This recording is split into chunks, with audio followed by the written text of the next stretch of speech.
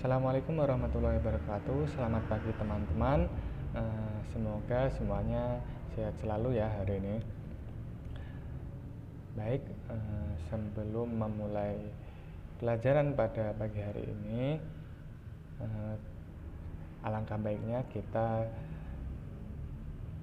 memulai pelajaran hari ini dengan berdoa terlebih dahulu. Berdoa dengan kepercayaan masing-masing, berdoa dipersilahkan.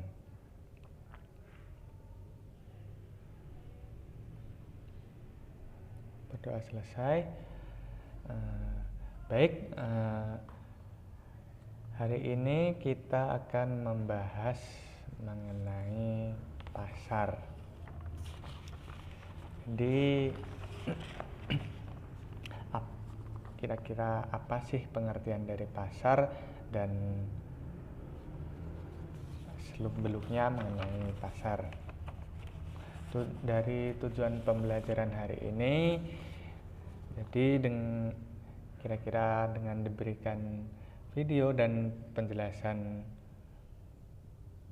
pembelajaran mengenai pasar ini,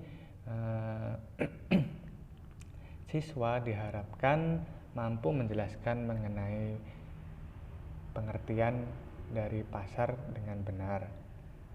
Dan selanjutnya dengan diberikan video dan ceramah pembelajaran hari ini, siswa diharapkan mampu menjelaskan apa sih peran-peran pasar dalam perekonomian secara kreatif. Baik, sebelum saya akan menjelaskan materi tentang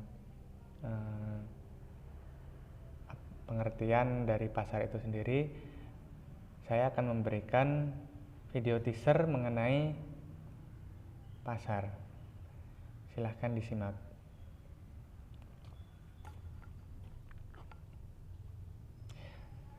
Baik, setelah menonton video tadi, kira-kira apa saja sih yang muncul dalam benak kalian mengenai pasar itu sendiri?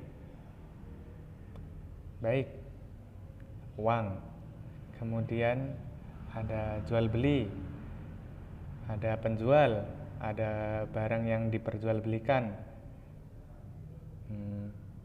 Benar. Jadi komponen-komponen yang sudah kalian sebutkan tadi memang bisa menggambarkan pengertian dari pasar itu sendiri, tapi masih belum terstruktur. Jadi kira-kira dalam video singkat tadi mengenai pasar, di mana secara umum adalah tempat bertemunya antara penjual dan pembeli. Kemudian seiring berjalannya waktu, seperti zaman sekarang, perkembangan teknologi yang semakin pesat dan sangat luar biasa, definisi dari pasar itu sendiri sedikit bergeser, sedikit berubah. Pasar tidak lagi sebatas latar atau tempat bertemunya antara penjual dan pembeli, karena sekarang ini pasar itu di zaman modern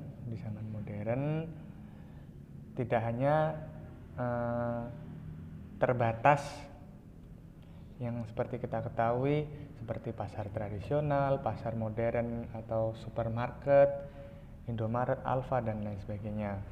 Tapi bisa kita temui juga melalui gadget atau smartphone. Yakni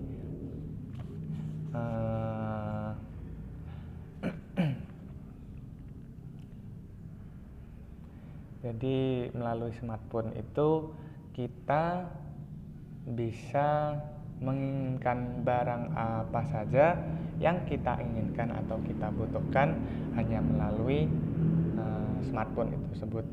Hanya tinggal mengklik, memilih, dan terjadilah transaksi melalui mungkin kolom chat, kolom diskusi antar penjual dan pembeli, mungkin bisa saja dengan media sosial, dan terjadilah kesepakatan dan transaksi jual beli. Kemudian terjadi pembayaran dan sampailah, kita hanya tinggal di rumah saja, sampailah barang tersebut di depan rumah kita diantarkan oleh kurir.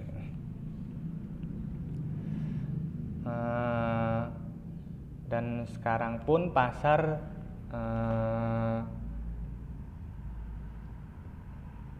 tidak hanya terbatas sebatas tempat saja ya. Jadi bisa dikatakan setiap terjadi transaksi antar penjual dan pembeli dan tercapainya kesepakatan harga, maka disitulah bisa dikatakan sebagai pasar. Jadi pengertian pasar itu sendiri sudah sedikit bergeser, yang tadinya sebatas hanya tempat dan sekarang menjadi sebuah transaksi gitu. Baik secara langsung tidak langsung. Kemudian apa sih syarat-syarat terjadinya transaksi tersebut atau jual beli tersebut di pasar? Terutama yang jelas ada penjual ya, ada penjual, ada pembeli, kemudian barang atau jasa yang ditawarkan, diperjualbelikan, kemudian adanya kesepakatan harga antar penjual dan pembeli. Kemudian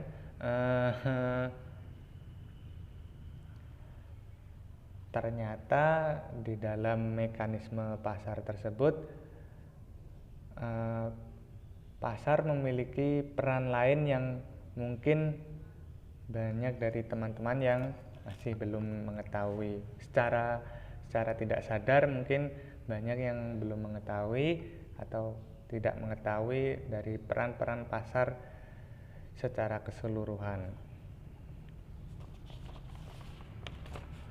Nah, dari video tadi apa saja sih peran-peran yang kalian dapatkan dari video tersebut? Ya, tentunya memang memenuhi keinginan atau kebutuhan dari si konsumen, itu memang benar. Tapi secara keseluruhan atau lebih terstrukturnya ada 3 peran dari peran dari pasar dalam perekonomian. Yang pertama adalah distribusi, yang kedua adalah pembentukan harga, kemudian dan yang terakhir adalah sebagai sarana promosi. Yang pertama adalah distribusi. Tentunya karena di dalam pasar sendiri tadi antar penjual dan pembeli ini harus ada perputaran antar produk yang ditawarkan oleh produsen dan pembeli yang akan atau konsumen yang akan membeli barang tersebut, sehingga terjadi perputaran atau distribusi dari produsen ke konsumen. Kemudian peran yang kedua adalah pembentukan harga, karena biasanya di pasar tradisional atau mungkin di kalau di pasar modern mungkin pembentukan harga ini sudah langsung ya ditetapkan oleh produsen atau penjual. Tapi di dalam pasar tradisional atau mungkin di online shop, beberapa online shop bisa antar si pembeli dan si penjual ini melakukan tawar menawar dalam harga produk yang ditawarkan oleh si produsen atau si penjual ini, sehingga nanti terjadi kesepakatan harga dalam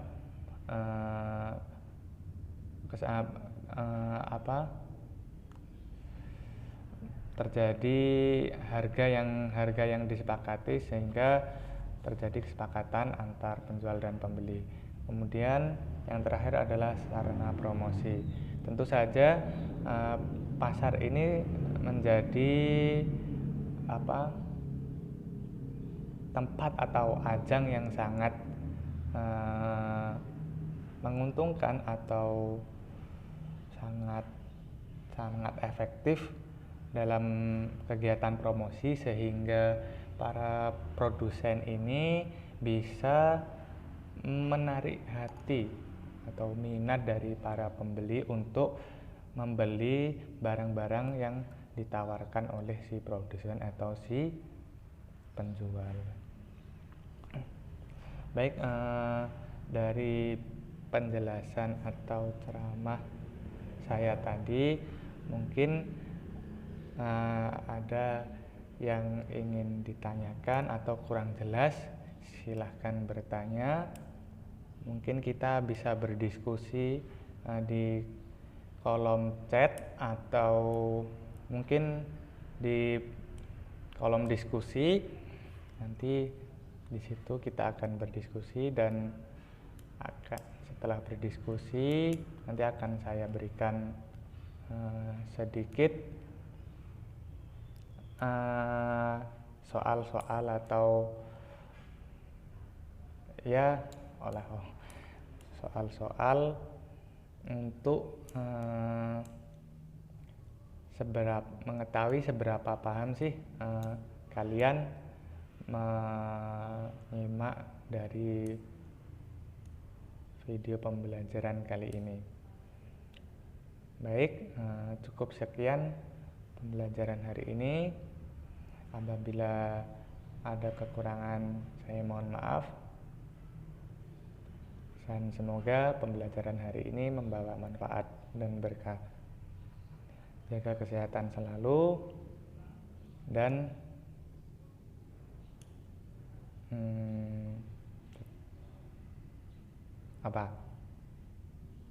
terima kasih.